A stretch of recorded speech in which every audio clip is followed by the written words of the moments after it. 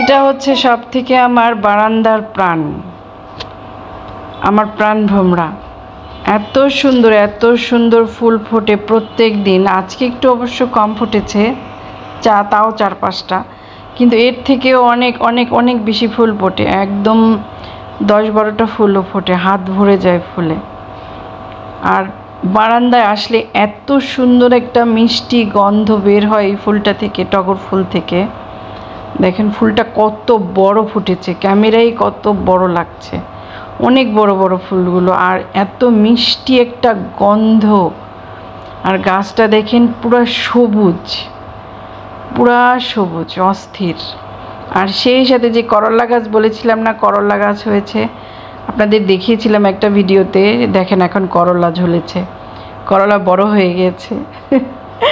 আর কিছুদিন পরেই খাওয়া যাবে, এখনই খাওয়া যায়। মানে আমার খুব খুব খুশি লাগছে।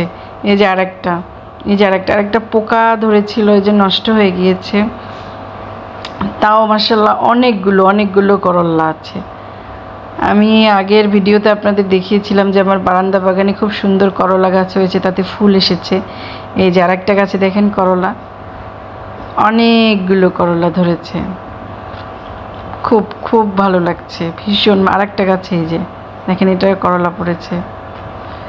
মানে খুব ভালো লাগে যখন নিজের লাগানো গাছে ফল আসে। এই যে পুঁই শাকের গাছ বড় হয়েছে, আর মরিচ গাছে মরিচ হয়েছে। এটা পুরনো মরিচ গাছ, আবার নতুন করে পাতা গজিয়ে তাতেই মরিচ এসেছে।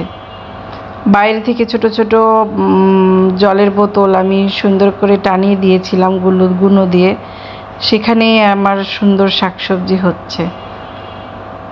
ভালো লাগছে খুবই। একটা লেবু গাছ লাগিয়েছি, নতুন বারান্দার সদস্য একটা লেবু গাছ।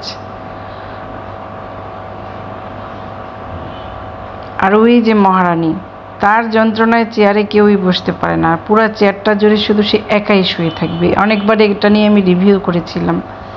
কি শুধু চেয়ারে আপনিই থাকবেন?